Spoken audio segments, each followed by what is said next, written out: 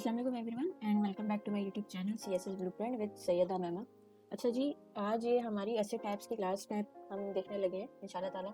इसके बाद हमारी ये जो ऐसे टाइप्स की जो वीडियो है, ये वीडियो नंबर 3, ये पूरी कंप्लीट हो जाएगी। टोटल इसमें हमारे पास 5 पार्ट थे। सबसे पहले हमने इसमें एक्सपोजिटरी ऐसे देखा, फिर परसुएसिव ऐसे देखा, फिर हमने आर्गुमेंटेटिव ऐसे देखा, फिर एनालिटिकल ऐसे देखा एंड लास्टली आज हम लोग प्रोवर्बियल फ्रेज एसेस देख रहे हैं। ठीक है, अगर किसी से जो लास्ट 4 वीडियोस हैं ये ऐसे टाइप्स की अगर ये मिस हो गई हो तो नंबर 4 पे जो एनालिटिकल ऐसे है इसका लिंक ऊपर साइड पे भी शो हो रहा होगा। ठीक है, और फिर इस लिंक के बाद आपको जो ये ऐसे मेथोडोलॉजी ऑफ ऐसे राइटिंग की जो पूरी फुल प्लेलिस्ट है ना इसकी, ठीक है, इसका भी लिंक आपको शो हो जाएगा जहाँ पे आपको सारी वीडियोस इजीली अवेलेबल हो जाएंगी। सही, और सारी अरेंज की हुई हैं तो आपको मसला नहीं होगा। ठीक है, सो विदाउट फर्दर अडू आज का जो हमारा मेन टॉपिक है और लास्ट जो टॉपिक है ऐसे टाइप का हमारा प्रोवर्बियल फ्रेज ऐसे है।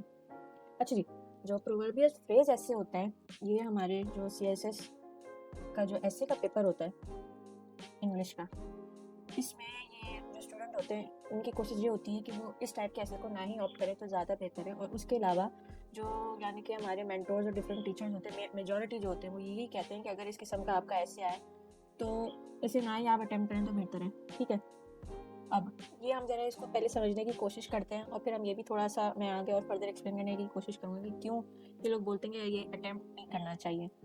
तो सबसे पहले प्रोवर्बियल फ्रेज ऐसे होता है क्या? अच्छा, जो प्रोवर्बियल फ्रेज ऐसे होता है ना, वहाँ पे आपको किसी भी किस्म की एक कहावत, अगर उर्दू में मैं समझाऊँ तो प्रोवर्ब कहावत या किसी की कोई भी कही हुई बात है या फिर इडियम मुहावरात दिए हुए होते हैं। ठीक है, अब ये दिए हुए होते हैं इन यानी कि आपके टॉपिक में दिए हुए होते हैं। ठीक है, तो यहाँ पे आपको ये करना होता है कि जब इस किस्म का कोई टॉपिक आए, लेट्स टेक एन एग्जांपल। ठीक है, when gold rust what shall the iron do. ठीक है, ये CSS के पेपर्स में ये मेरे ख्याल से ये जो टॉपिक है ये काफ़ी दफ़ा रिपीट भी हुआ है और मुझे अभी इसके ईयर्स याद नहीं आ रहे। ठीक है, अब ये कहना चाहिए एक किस्म की कहावत है। सही है, अब इस तरीके का टॉपिक दे दिया गया है तो अब इसमें हमने करना क्या है? सबसे पहले इसको सॉल्व करने का ये तरीका नहीं होगा कि जो इसकी लिटरल मीनिंग है आप सिर्फ वही एक्सप्लेन करके आ जाए। नहीं जी, ये तो बेयर मिनिमम भी नहीं होगा। ठीक है, चलें लिटरल मीनिंग आपने डाल दी, उससे जितनी चीज़ आपको समझ में आती होंगी। नहीं, फर्दर मोर इसमें आपको आगे जो काम करना होगा लिटरल मीनिंग डालने के साथ साथ इसमें आपको ये देखना होगा कि उस लिटरल मीनिंग की प्रॉपर जो इंटरप्रिटेशन होती है, सही, तो वो क्या बनती है। और उसके अलावा उसको आपको इस इंटरप्रिटेशन को जब आप यानी कि अंडरस्टैंड कर लेंगे, इसको आपने एनालाइज करके इसके डिफरेंट सब जो होते हैं ना एस्पेक्ट्स में इसको डिवाइड करके प्रेजेंट करना होगा।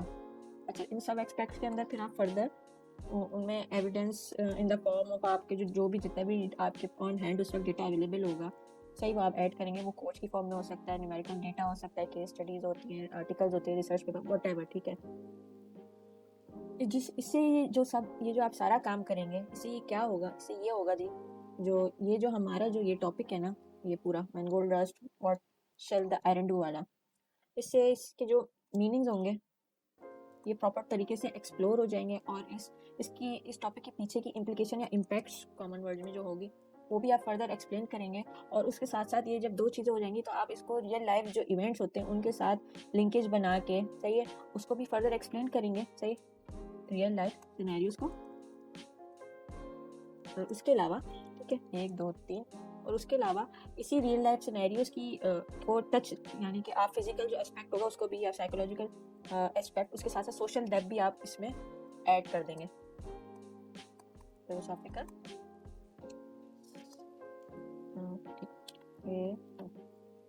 Psychological and furthermore social.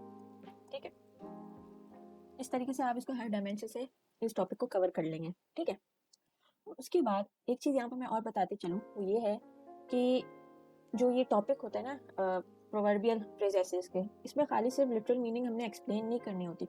ये जो हमारी जो इसकी ओरिजिनल जो लिटरल मीनिंग होती है ना, सिर्फ खाली नॉर्मल एक्सप्लेन नहीं करनी होती, इसको हमने फर्दर आगे और एक्सप्लेन करना होता है। जो ये मैंने पूरा आपको यहाँ साइड पे जो ये सब चीज़ें बताई ना, ये जब भी आप ये चीज़ करेंगे इन्हीं चीज़ों के दिया जब आप अपना पूरा फुल डिस्कशन डेवलप करेंगे, सही, और इसमें आप फर्दर कोई डेटा डाल के और उसके ऊपर अपनी लॉजिक लगा के जब आप एक ऐसे बना के प्रेजेंट करेंगे, तो आपका इंशाल्लाह ताला जो ऐसे होगा वो एग्जामिनर आप उस पर आपको फुल जो आपको 40 नंबर जो चाहिए होते हैं पास होने के लिए वो आपको पूरे देगा। ठीक है, चलिए जी ज़रा अब इस पर नज़र दौड़ाते हैं कि ये प्रोवर्बियल फ्रेज ऐसे क्या होते हैं। ठीक है, अच्छा यहाँ पे अगर देखें तो मैंने ये लिखा है कि अ प्रोवर्बियल फ्रेज ऐसे इज अ टाइप ऑफ ऐसे way you interpret analyse a proverb, सही, वर्ब आ गया, सेइंग आ गई, इडियम आ गई। ठीक है, अच्छा जी, exploring its meaning, implication, real life relevance, philosophical और सोशल डेप्थ, प्लस यहाँ पे साइकोलॉजिकल इम्पैक्ट भी आ जाता है, क्योंकि ये जो कहावतें होती हैं इनका इंसानों पे बहुत ही डीप इम्पैक्ट होता है with respect to psychological senses. ठीक है, इसके बाद यहाँ पे मैंने फर्दर ये लिखा है कि you are not just explaining, वही बात जो अभी मैंने एक्सप्लेन की है, द लिटरल मीनिंग। ठीक है, सिर्फ इसको एक्सप्लेन नहीं करना बल्कि उसके साथ साथ expanding it into a full discussion. ठीक है, full discussion in the form of an essay. ठीक है, supported by logic, examples and insight. Insight से मुराद के किसी भी किस्म के जो आपकी ज़िंदगी में कोई अगर पर्सनल सिनेरियो हुआ हो या किसी से आपने वर्ड ऑफ माउथ में आपने कोई बात सुनी हो। ठीक है, अच्छा जी, अब हमने इतनी बात देख ली, अब हम देखते हैं कि पर्पस क्या है प्रोवर्बियल ऐसे का। ठीक है, तो सबसे पहले जो प्रोवर्बियल ऐसे होता है ना, उसका जो सबसे मेन पर्पस होता है वो ये होता है कि वो जो आपके मुहावरे होते हैं या कहीं भी बात होती है, कोई भी चीज़ होती है, उस यानी ऐसे के थ्रू ना उसकी डीप मीनिंग को हमने इंटरप्रेटेट करके अंडरस्टैंड करके प्रेजेंट करना होता है। ठीक है, सेम ही लिखा हुआ है टू इंटरप्रेटेट द डीपर मीनिंग, सही जी, किसका, प्रोवर्ब का। उसके बाद हमने मायने निकाल लिया, इंटरप्रेटेट कर लिया, जो सेकंड हमारी जो पर्पस बन जाता है यहाँ पे वो ये होता है कि इसको हम रियल लाइफ वर्ल्ड एग्जाम्पल से रिलेट कैसे करेंगे। ठीक है, कहाँ पे यानी कि बैठ रहा है, कहाँ पे अप्लाई हो रहा है ये प्रोवर्ब, सही। अब इन अ सेंस ये जो मैंने ये वाला जो टॉपिक अपना अभी ये लिखा है, gold's what shall the iron do, ठीक है, ये हमारा जो अप्लाई होता है ये हमारा होता है कि जैसे कि लेट्स अज्यूम के जो हमारे ऑफिशियल्स होते हैं, ऑफिसर ग्रेड हो गया, सही, ऑफिशियल्स या एक मिनट ऑफिसर ग्रेड। ठीक है, अगर ये लोग खुलेआम करप्शन, ठीक है, और करप्शन और डिफरेंट तरीके के क्राइम्स और व्हाट नॉट में इन्वॉल्व हैं, तो फिर जो हमारी जो यानी कि हम जैसे जो नॉर्मल लोग होते हैं, नॉर्मल आवाम होती है, ठीक है, नॉर्मल पॉपुलेशन होती है, उससे क्या तवक्का रखी जा सकती है, सही, एक ये इंटरप्रिटेशन हो सकती है, सही, एक ये मैंने एग्जांपल दे दी, और इसी किस्म से आप दूसरे तरीके भी इंटरप्रिटेशन कर सकते हैं। ठीक है, सही, ये मैंने रिलेट करके आपको बताया, वही ये बात लिखी हुई related to the real world example, history से की सकती है, सोसाइटी, पर्सनल एक्सपीरियंसेस, सही। उसके बाद एक और जो मेन पर्पस होता है वो ये होता है कि आपको यहाँ पे जितनी जो साइट्स दी हुई होती हैं उनको एक्सप्लोर करना होता है, सही। अब जैसे कि मैंने जो ये वाला टॉपिक आपको दिया है, when gold rise what shall the iron do, इसमें मैंने आपको दो जो साइट्स मुझे जहाँ तक नजर आ रही थी वो मैंने आपको दो प्रेजेंट दोनों कर दी, नंबर 1 पे ये वाली, नंबर 2 पे ये वाली। ठीक है, सही, और इसके ऊपर मैं फर्दर पॉइंट्स डाल के आगे डिबेट भी मैंने यहाँ पे एक्सप्लेन कर दी, करप्शन, क्राइम, और फर्दर इस तरीके से आगे चीज़ें डलती चली जाएंगी, same goes for the normal population, इस तरीके से। ठीक है, आगे पॉइंट्स बनते चले जाएंगे, सही हो गया एक्सप्लोरेशन। लास्टली जो फोर्थ पर्पस होता है इसका वो ये होता है कि यहाँ पे हमने शो करना होता है अपने ऐसे की थ्रू कि हमारे पास माशाल्लाह से critical thinking on the spot मौजूद है, जो हम एनालाइज करके चीज़ लिख सकते हैं, सही। उसके अलावा लैंग्वेज की फ्रीक्वेंसी भी अच्छी है हमारी, और साथ ही साथ जो हम यानी कि जो लिखने की क्रिएटिविटी है वो भी, लिखाई की क्रिएटिविटी वो भी मौजूद है, सही है। ये चीज़ हमारी प्रोवर्बियल फ्रेज ऐसे बहुत अच्छे तरीके से एक्सप्लेन करती है। चलिए जी, इसके बाद हम ज़रा इसका स्ट्रक्चर देख लेते हैं, जो कि मोस्ट प्रोबेबली सिमिलर ही है ज़्यादातर, यानी कि ऐसे में बहुत सी चीज़ें सेम ही होती हैं। सबसे पहले आप अगर यहाँ देखें तो वही स्ट्रक्चर में देखें तो इंट्रोडक्शन है, ठीक है, बॉडी पैराग्राफ है और कंक्लूजन है। ये तीन तो आपको पाँचों के पाँचों एसेज में, ये ऑल द 5 में आपको ये नज़र आएंगी, ये तीन चीज़ें, ये हो गई A introduction, B body paragraph, and C हमारा ये कंक्लूजन हो गई। ठीक है, एक ये, अच्छा जी, अब इसके अंदर देख लेते हैं कि हमें किस तरीके से कैटरिंग करनी होगी, तो किस तरीके से लिखना है यहाँ पे। सबसे पहले वही हुक भी हर ऐसे के लिए कॉमन है, हुक चाहे कोड भी हो सकता है, ठीक है, हुक जो हमारा है, एनेक्डोट हो सकता है, या किसी भी किस्म की ब्रीफ लाइफ रियल सिचुएशन की आप यानी कि नरेशन कर सकते हैं। ठीक है, एग्जांपल देखें। अच्छा जी, अब ये हो गया। अब यहाँ पे जो डिफ्रेंशिएट होने वाली चीज़ आ जाती है वो ये आती है कि यहाँ पे जो हमारा जो हमने प्रोवर्ब लिया है, ठीक है, उसको हम ब्रीफली तौर पे इंट्रोड्यूस करेंगे, सही, और पहले उसके हम लिटरल और फिगरेटिव जो उसके मायने यानी कि वर्ड टू वर्ड जो मीनिंग है वो बताने की कोशिश करेंगे, सही। इसमें ये होगा first introduction after the hook. उसके बाद हमने मायने वगैरह चीज़ें, लिटरल मीनिंग और फिगरेटिव मीनिंग भी एक्सप्लेन कर दिया। उसके बाद आपका थीसिस स्टेटमेंट आ जाएगा। अच्छा जी, थीसिस स्टेटमेंट भी वही सेम आपकी चीज़ है सारे। उसमें मेन जो आर्ग्यूमेंट होता है या डायरेक्शन जिसकी तरफ हमारा डिस्कशन जा रहा हो या इंटरप्रिटेशन जा रही हो, ठीक है, वो हर आपको ऐसे में मिलेगा। अच्छा जी, अब फिर बॉडी पैराग्राफ की तरफ आ जाए तो सबसे पहले बॉडी पैराग्राफ में जो हमारे पास चीज़ आ जाएगी वो इंटरप्रिटेशन से हम स्टार्ट करेंगे। यहाँ पे किस चीज़ की इंटरप्रिटेशन होगी? हमारी प्रोवर्ब की, राइट। प्रोवर्ब वही आपका कोई सा भी हो सकता है। अब यहाँ पे मैंने एक एग्जांपल लिखी कि मैंने ली नो पेन नो गेन, ये प्रोवर्ब है, ठीक है।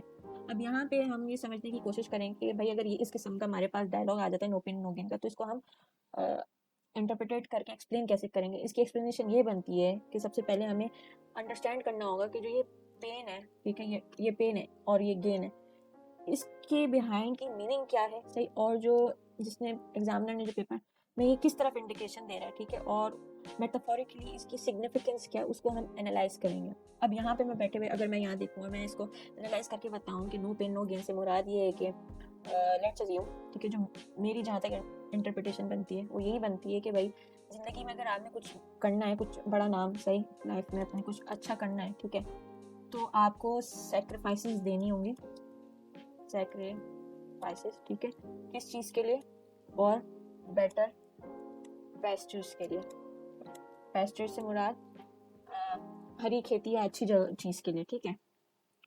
तो ये इस तरीके से इडियम मेरे ऊपर इम्पैक्ट करता है और मेरी ये इंटरप्रिटेशन बनती है, ठीक है, नो पेन नो गेन, सही।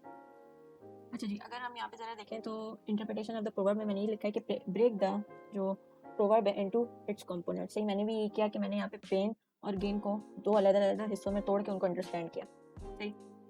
फिर उसके बाद उनकी आपने वही एक्सप्लेनेशन देनी होगी, कौन सी?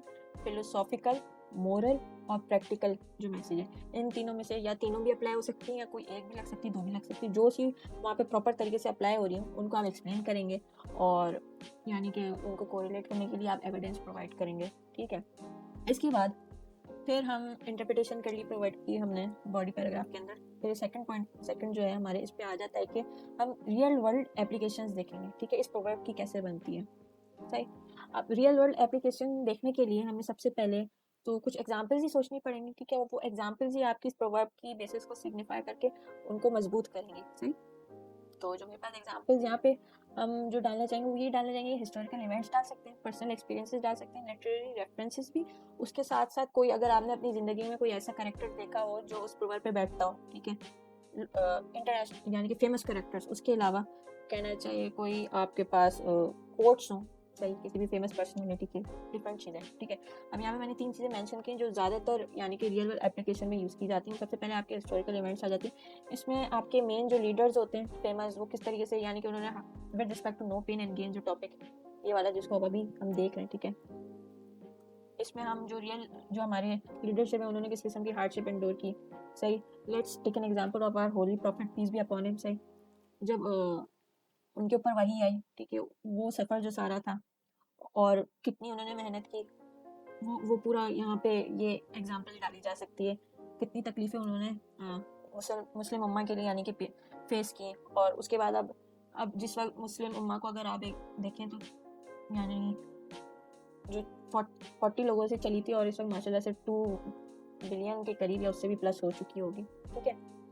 ये जो सफ़र है ये नो पेन नो गेन का ये बिल्कुल यहाँ पे एग्जाम्पल रसूलुल्लाह सल्लल्लाहु अलैहि वसल्लम की बहुत अच्छे तरीके से बैठती है, ठीक है। उसके बाद आप यहाँ पे अपने पर्सनल एक्सपीरियंसेस डाल सकते हैं, सही है। आपकी अपनी जो यानी कि पर्सनल एक्सपीरियंस की या कोई हार्डशिप की कोई यानी कि स्टोरी हो या किसी की जानने वाले की हो, आप उसको नरेट करके डाल सकते हैं। क्योंकि जो अगर आप क्वेश्चन पढ़ें तो जो एग्जामिनर है वो ये भी बोलता है कि एक्सपोजिशन आपने करनी, नरेशन करनी, ये सारी जो है ना ये ऐसे की डेवलपमेंट करने के मेथड्स होते हैं जो हम इंशाल्लाह आने वाली वीडियोस में ज़रूर पढ़ेंगे, ठीक है। उसके अलावा लिटरेरी रेफरेंसेस, अच्छा, इससे मुराद ये है कि जैसे कि आपने कोई लिटरेरी वर्क पढ़ा हुआ हो, बर्नार्ड, सही, बर्नार्ड रसल का, या उसके अलावा शेक्सपियर का या विलियम्स वर्थ का, ठीक है, बहुत सारे आ जाते हैं, ठीक है। तो वहाँ पे आपने कोई कैरेक्टर देख लिया हो, ठीक है, उसकी आपने यानी कि जो लाइफ हो ऐसी हार्डशिप की, तो वो आप यहाँ पे डाल के रेफरेंस दे सकते हैं, ठीक है। इसके बाद फिर जो मेन चीज़ आ जाती है वो आ जाती है काउंटर पर्सपेक्टिव, ठीक। अच्छा जी, ये जो काउंटर पर्सपेक्टिव है इसका होना बहुत ज़रूरी होता है, ठीक है। अब यहाँ पे दो चीज़ें वो की जा सकती हैं, ऑप्शनल है ये काउंटर पर्सपेक्टिव, अगर डाल दें तो बहुत अच्छी बात है, पावरफुल इम्पैक्ट दे सकते हैं, ना भी डालें तो कोई प्रॉब्लमेटिक इतना इशू नहीं बनता। मगर एग्जामिनर की अगर अटेंशन ग्रास्प करनी है तो आई वुड रिकमेंड कि ये इसके ऊपर वर्कआउट करके इसको अगर डाल सकते हैं तो डालें, वरना अगर ना भी डालें तो नो ऐसा इशू, सही। तो जी यहाँ पे यही है कि यहाँ पे आप ये चीज़ देखेंगे कि कहाँ पे, जैसे कि एक प्रोवर्ब है, उस प्रोवर्ब की लिमिटेशंस क्या है, ठीक है। लिमिटेशंस से मुराद के है कि वो कुछ सिनेरियोज में कहीं कुछ में फिट नहीं हो पा रहा, ठीक है, और उसके कहना चाहिए प्रॉपर तरीके से उस सिचुएशन में किसी भी किस्म की जगह नहीं बनती, ठीक है। उसके अलावा अगर यहाँ पे मैं एक एग्जांपल जो मैंने डाली है वो ये है कि माइट इज राइट, सही। अच्छा जी, जो माइट इज राइट का जो यानी कि ये टॉपिक है, अब यहाँ पे अगर हम काउंटर पर्सपेक्टिव इसका देखते हैं माइट इज राइट का, वो यही देखा जा सकता है कि भाई ये टायरानी की तरफ भी लेके जा सकती है और इनजस्टिस की तरफ भी ले जा सकती है, और ये दो नेगेटिव एस्पेक्ट्स हैं, ठीक है, हमारी सोसाइटी में जो मौजूद नहीं होने चाहिए, सही। अच्छा जी, इसके बाद नंबर 4 पॉइंट पे जो हम यानी कि बॉडी पैराग्राफ में चीज़ हम डालेंगे वो ये डाल सकते हैं कि मॉडर्न डे रेलिवेंस कैसे है, ठीक है, उस प्रोवर्ब की, उस मैक्सिम की, उस इडियम की, जिसके जो हम टॉपिक के तौर पे जिसके ऊपर लिख रहे हैं, ठीक है। इसमें हम मॉडर्न डे रेलेवेंसेस में हम डिफरेंट एग्जांपल्स उन जगहों से यानी कि पॉलिटिक्स से ले सकते हैं, बिजनेस से, sports, technology, youth, further more different जितने भी हम टॉपिक्स अपने नॉर्मल सीएसएस की प्रिपरेशन में अपने सब्जेक्ट में प्रिपेयर कर रहे होते हैं, वहाँ पे मॉडर्न डे रेलेवेंस की जो एग्जांपल्स है वहाँ से निकाल के हम डाल सकते हैं, ठीक है जी। इसके बाद अगर हम कंक्लूजन के ऊपर ज़रा नज़र दौड़ाएं तो सेम वही फॉर्मेट होगा कि आपको रीस्टेट करनी होगी अपनी मेन इंटरप्रिटेशन, यानी कि थीसिस को आप रीस्टेट करेंगे, ठीक है। और फिर जो इडियम का या प्रोवर्ब का जो यूनिवर्सल आइडिया या यूनिवर्सल वैल्यू है उसके ऊपर कुछ रिफ्लेक्टिंग पॉइंट्स आप अपने लिखेंगे, और स्ट्रॉन्ग नोट पे फाइनल थॉट्स देते हुए सही कुछ क्वेश्चंस अगर आपके बाकी हैं या आप डालना चाहते हैं रीडर के जहन में, ठीक है, तो वो आप डाल के उसको एंड कर देंगे कंक्लूजन को, सही। इस तरीके से आपका एक प्रोवर्बियल ऐसे का स्ट्रक्चर बनता है। अच्छा जी, इसके बाद अगर हम देखें तो हमारे पास आ जाते हैं टिप्स, कुछ ऐसी टिप्स जो हाई स्कोरिंग प्रोवर्बियल एसेज में काफ़ी यानी कि देखी गई हैं, जो एक्सपायरल लिखते हैं, उनमें से कुछ ये है कि बाज़ औक़ात ऐसे प्रोवर्ब्स यूज़ करना जो जिनके पीछे बहुत ज़्यादा ही डेप्थ मौजूद हो, ठीक है। डेप्थ से मुराद ऐसे नहीं कि जो बहुत इजीली एक्सप्लेन हो रहा है, अब जैसे कि जो नो पेन और नो गेन का जो था, ये तो आप कोई भी यानी कि 7-6 क्लास का बच्चा भी आपको एक्सप्लेन कर दे, ये बहुत ही ईजी एक प्रोवर्ब है और इसके पीछे ऐसा कोई इतनी ज़्यादा डेप्थ मौजूद नहीं है। वेयर जो मैंने सही एक मिनट, मैंने जो ये ऊपर आपको ये वाला जो बताया when gold रट्स what shall the iron do, इस पे आपकी मल्टीपल इंटरप्रिटेशन बन सकती है। अब जैसे कि इधर मैंने आपको सिर्फ ये वाले हिस्से में सिर्फ एक ही डायरेक्शन में मैंने आपको चीज़ दिखाई है, ठीक है, कि हमने ऑफिसर ग्रेड के ऊपर बात कर ली और नॉर्मल पॉपुलेशन के दरमियान की डिस्टिंक्शन की एक्सप्लेनेशन दे दी, मगर ये इसी तरीके से दूसरे उसमें भी हम लेके जा सकते हैं, सही। इसके अलावा अब जो मेन दोबारा जो बात यहाँ पे रिपीट हो रही है वो यही हो रही है कि डोंट डिफाइन एनालाइज, सही। जो सरफेस लेवल मीनिंग, सही, सेम जो ऊपर मैंने बात की थी कि खाली लिटरल मीनिंग को नहीं देखना होता, इसके ये सिर्फ नहीं देखना होता, इसके जो हिडन मीनिंग होता है ना प्रोवर्बियल का, जो रीड बिटवीन द लाइंस करके हम निकालते हैं, ये इसकी रिक्वायरमेंट होती है सारी। ये जो एस्पायरेंट इसको इंटरप्रेट करके प्रॉपर तरीके से एक्सप्लेन करके आ जाता है ना, वो प्रोवर्बियल ऐसे में अच्छा स्कोर करता है, प्रोवर्बियल ऐसे अच्छा स्कोर दिलाता है, ठीक है। उसके साथ साथ अब ऐसे है, ठीक है, ऐसे होगा तो आपको उसको हर डायमेंशन से ही कैटर करना होगा, चाहे वो प्रोवर्बियल हो, चाहे वो आर्ग्यूमेंटेटिव हो, एनालिटिकल हो या एक्सपोजिटरी, उस कोई सा भी हो, ठीक है, या पर्सुएसिव हो इवन, ठीक है। तो वही सेम मल्टी डायमेंशनल एग्जांपल्स और अप्रोच आपने शो करनी होगी, और वो मल्टी डायमेंशनल एग्जांपल्स और अप्रोच आप अपने हिस्टोरिकल, कंटेम्पोररी, पर्सनल, ग्लोबल और नेशनल, सोशल, सही, इवन लोकल, किसी भी लेवल से आप निकाल के ला सकते हैं। यहाँ पे आपका वही लेवल्स का प्लस पेस्टल्स और स्वाट, ये जो एनालिसिस है आपके इजीली तीनों लग जाएंगे, और ये सबसे बेसिक एनालिसिस है आपके, इसके थ्रू आप अपने ये एग्जांपल्स प्रोवाइड कर सकते हैं।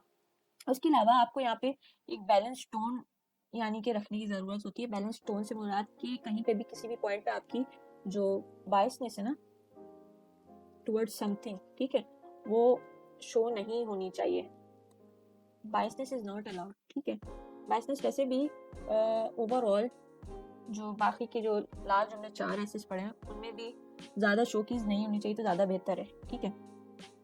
इसके अलावा यहाँ पे प्रॉपर एक अच्छा कंक्लूडिंग आपको जो पैराग्राफ होता है उसकी सख्त ज़रूरत होती है, ठीक है। उसमें आपको ये चीज़ें चाहिए होती है कि जहाँ पे आप कोई सबक प्रोवाइड कर रहे हो या कोई क्वेश्चन आप ऐसा छोड़ के जा रहे हो कि जो रीडर के दिल में खटकाए और वो रीडर सोचे कि यार इसने ये जो बात की कि हाँ ये बात काफ़ी सही की है, ठीक है। ये मोरल और फिलोसॉफिकल टेकअवे के ऊपर हिट करे, सही जी।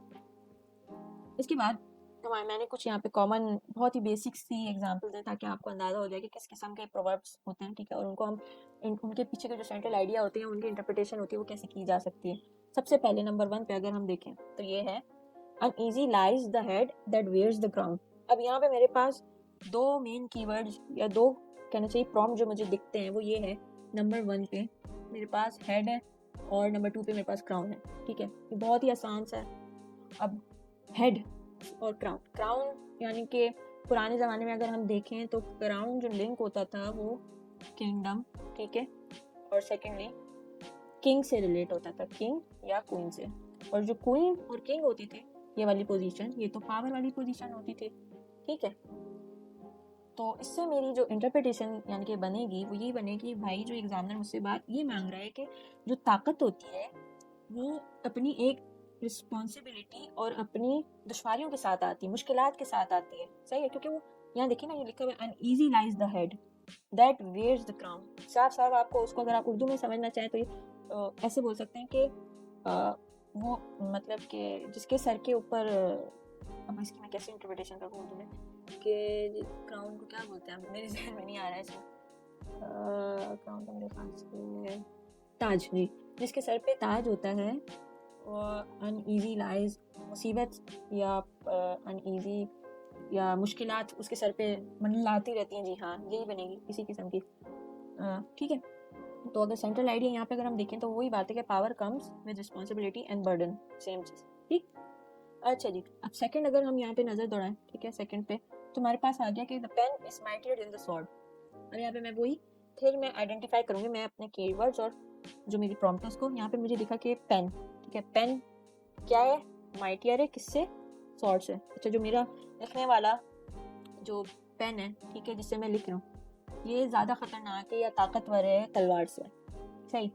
अब इसकी मेरी इंटरप्रिटेशन ये बनती है कि जो हमारे कहना चाहिए आइडियाज़ हो गए एक इंसान के, उनको जब हम वर्ड्स में इंटरप्रिटेट करते हैं और फिर उन वर्ड्स को अगर हम पब्लिशिंग की तरफ ले जाएं, सही, तो ये एक बहुत ही ज़्यादा ख़तरनाक फोर्स बन जाती है। तो इससे एक चीज़ तो मैं यहाँ पे एक अंडरस्टैंडिंग ये भी बना सकती हूँ कि ये जो हमारा जो प्रिंट मीडिया है, यहाँ पे ये एग्जांपल बन सकती है, इसके एग्जांपल आ सकते हैं कि प्रिंट मीडिया हमारे जो नैरेटिव्स हैं नॉर्मल पीपल के वो बहुत ही ख़तरनाक तरीके से शिफ्ट कर सकते हैं, ठीक है।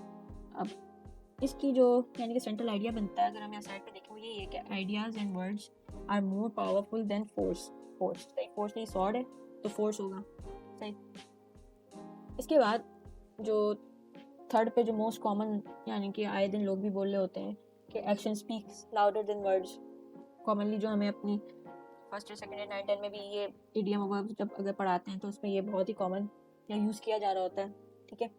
तो इसमें यही जो यहाँ पे मेरी जिनके ऊपर मेरी होगी अटेंशन होगी कि एक्शन है, ठीक है, और वर्ड है, पहले तो ये 2 मेन हो गए, ठीक है। एक्शन क्या कर रहा है, बोल रहा है, किससे ज़्यादा, अल्फाज से। इसका मतलब ये है कि जो मेरी हरकत है वो ज़्यादा अहम है बनिस्बत मेरे अल्फाज के, सही। इसका सेंट्रल आइडिया अगर यही same, what we do matters more than what we say. जो आप करके दिखाते हो ना वो आपके बोलने की बनिस्बत ज़्यादा बेहतर है, सही।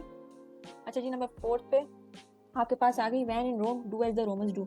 अच्छा, वैन इन रोम, अब यहाँ पे ये जो हमारी जो की पूरी है वो कीवर्ड की वो पूरी प्रॉम्प्ट ये बड़ी है वैन इन रोम, यानी कि अगर मैं जैसे कि रोम गए हूँ तो do as the Romans do, जैसे रोमन्स करते। अब इससे मुराद ये कि आप जिस जगह पे मौजूद हो वहाँ की जो कल्चर है, वहाँ की जो सराउंडिंग्स है उसमें आप अपने आप को ढालो या कैमोफ्लेज कर लो, तो आपका सर्वाइवल बेहतरीन तरीके से हो सकता है। ये सर्वाइवल वाली बात मैंने अपनी खुद आगे डाली है, जहाँ तक मुझे प्रॉपर जो इंटरप्रिटेशन मेरे हिसाब से बनती है, ठीक है। Adaptation to culture and surroundings, ठीक है।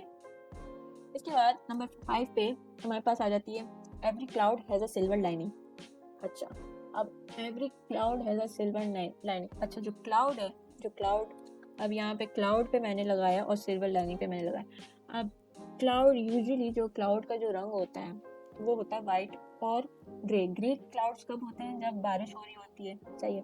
और जो अगर हम वैसे देखें इंटरनेशनली भी, बारिश का जो मौसम होता है वो कहना चाहिए गमगीन मौसम भी कहलाता है, सही। हमारे यहाँ पे तो बहुत खुशी होती है लोगों को, सही बात है, अच्छा रहमत वाला मौसम होता है, मगर अगर वैसे देखें तो ये गमगीन मौसम भी कहलाता है। तो सैडनेस और सिल्वर लाइनिंग, यानी कि सिल्वर लाइनिंग से मुराद ये हो सकती है हर तकलीफ या सैडनेस के बाद कुछ अच्छा हो सकता है या अच्छाई से हमें उसे देखना चाहिए।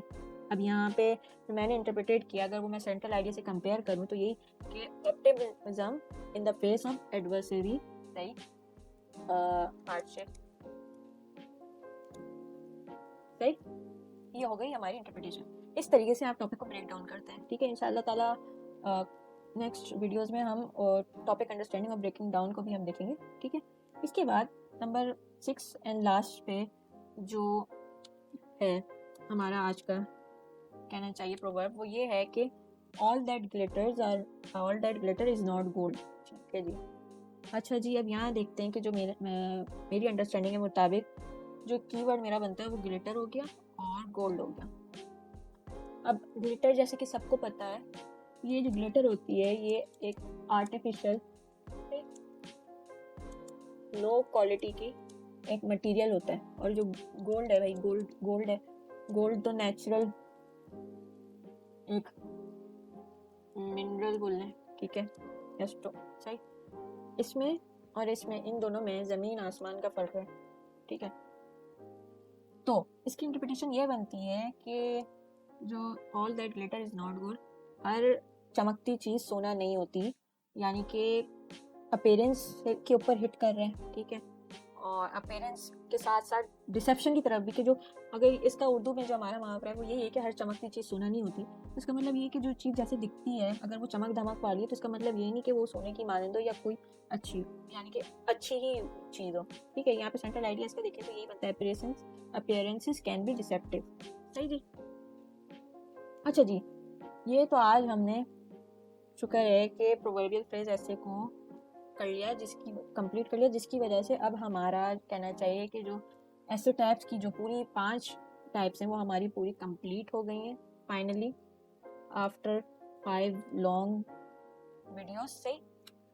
तो इंशाल्लाह ताला इसके बाद अब हम पार्ट 4 की तरफ जाएंगे, तो हम ऐसे की जो थीम्स जो मोस्ट प्रोबेबली रिपीट होती हैं वो हम देखेंगे, ठीक है। और उसके अंदर ये देखेंगे कि किस डायमेंशन से, किस तरीके से उन थीम्स में से हमारे टॉपिक्स बनते हैं। सो अगर किसी की ये वीडियोस जो इससे पहले वाली प्रोबेबली फ्रेज ऐसे से पहले वाली वीडियोस हैं, ठीक है, वो मिस हो गई हो, तो जो एंड स्क्रीन है उस पर इससे पहले वाली जो एनालिटिकल ऐसे है उसका लिंक यानी कि वो डिस्प्ले हो जाएगी, और जो पूरी प्लेलिस्ट है उसको भी शो हो जाएगी। तो वो यानी कि अगर मिस हुई हो तो जाके आप देख सकते हैं। उसके अलावा एंड लास्टली, काइंडली जो वीडियो है उसको लाइक करें जितना हो सके, और शेयर करें उसको एज मच एज पॉसिबल, सही, अपने दोस्तों के साथ उन एस्पायरेंट्स के साथ जो प्रिपरेशन कर रहे हैं, क्योंकि मेरी कोशिश यही है कि इंशाल्लाह ताला जितना भी मेरे पास मटेरियल जो मैंने अपना जमा किया है इन सालों में, सही है, और यानी कि जिन जिन कहना चाहिए मेंटोर्स एंड डिफरेंट टीचर से मैंने पढ़ा, वो मैं आपको भरपूर कोशिश करके बिल्कुल फ्री ऑफ कॉस्ट आपको प्रोवाइड कर सकूं, क्योंकि मुझे खुद अंदाज़ा है, मैं खुद इस चीज़ से मैंने सफ़र किया है कि बाज़ औक़ात आप किसी मेंटोर के पास जाते हो, किसी के पास भी, जो टीचर्स बोलते हैं कि हम ऐसे अच्छा पढ़ा रहे हैं और ये पढ़ा रहे हैं, और आप पैसे दे के पे करते हो और आप सेटिस्फाई नहीं हो पाते, सही। मैं ये क्लेम नहीं कर रही कि भाई मैं पूरा 100%, यानी कि अगर आप मुझसे पढ़ लोगे तो आप बिल्कुल ही ऐसे क्लियर कर जाओगे, नहीं। मेरी ये कोशिश है कि मैं आपको उतनी बेसिक्स सिखा दूँ कि जिसकी बेसिस के ऊपर आप अपनी जो आगे जो एडवांसमेंट है वो आप बेहतर कर सकें, सही है, और वो भी फ्री ऑफ कॉस्ट ही मैं दूँ, कि ताकि जो ऑलरेडी जो एक एस्पायरेंट जो यानी कि ज़हनी मुश्किलात में होता है ड्यूरिंग प्रिपरेशन, उसकी वो थोड़ी कम हो सके और उसको थोड़ी ईज़ पहुंचा सके। मेरा यही मेन गोल है इंशाल्लाह ताला। सो तो मेरी सिर्फ यही रिक्वेस्ट है इसके बदले में कि काइंडली ये जो चैनल है इसको लाइक करें, ठीक है, और वीडियो में कोई भी अगर क्वेश्चन या क्वेरी हो उसको कमेंट करके पूछें बिला झिझक, सही है। इंशाल्लाह ताला आपको मैं फ़ौरन ही, मेरी कोशिश होगी कि मैं आप आंसर करूं, ठीक है। और अगर कोई जैसे कि मिस्टेक हो या कोई भी चीज़ हो तो काइंडली वो भी आप मेंशन कर दिया करें, क्योंकि at the end of the day I am also human, सही, एंड हम इंसान लोग ही मिस्टेक करते हैं, ठीक है।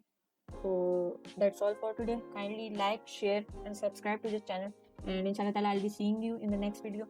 Take care and Allah Hafiz.